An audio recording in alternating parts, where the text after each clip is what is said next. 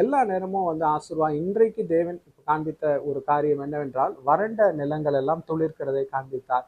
சரிங்களா? அதனால வந்து கர்த்தர் உங்களுக்கென்று எந்த காரியத்திலே ஆசீர்வாதத்தை வைத்திருக்கிறாரோ, தம் சித்தம்படி ஆசீர்வதிக்க வைத்திருக்கிறாரோ, அந்த காரியங்கள் வறண்டு போயிருக்கும் போது, அந்த காரியத்திலே கர்த்தர் வந்து துளிர்க்கும்படிக்கு செய்வார். நீங்களாவே ஒரு காரியத்தை உங்க சுய சித்தத்தின்படி தெரிந்து கொண்டு, அதில் நான் எவ்வளவு முயற்சி பண்ணியிருக்கிறேன் பிரதர், வறண்டு போயிருக்கிறது, மலடாய் போயிருக்கிறது, அவ்வளவுதான் அந்த காரியம் முடிஞ்சு போயிடுச்சுன்னா அது தேவனுக்கு சுத்தமில்லாத காரியமா இருக்கும்.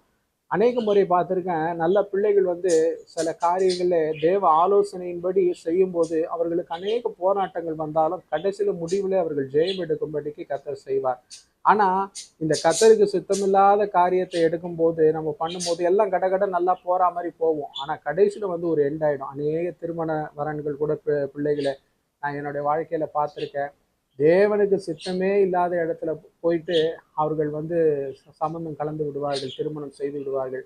அந்த மேரேஜ் எல்லாம் ரொம்ப அன்சக்சஸ்ஃபுல்லா போறதப்ப அதன் பிறகு பிரசங்கியார் இடத்துல வருவார்கள், தீர்க்க தரிசனம் கேட்கும்படிக்கு வருவார்கள், ஜெபத்திற்காய் வருவார்கள், ஆலோசனைக்காய் வருவார்கள். முதலாவது நம்ம தேவ சித்தத்தின்படி நம்ம விட்டு கொடுத்து ஒரு காரியத்தை பண்ணும்போது அதுல வர போராட்டங்கள் ஏராளமா இருக்கும்.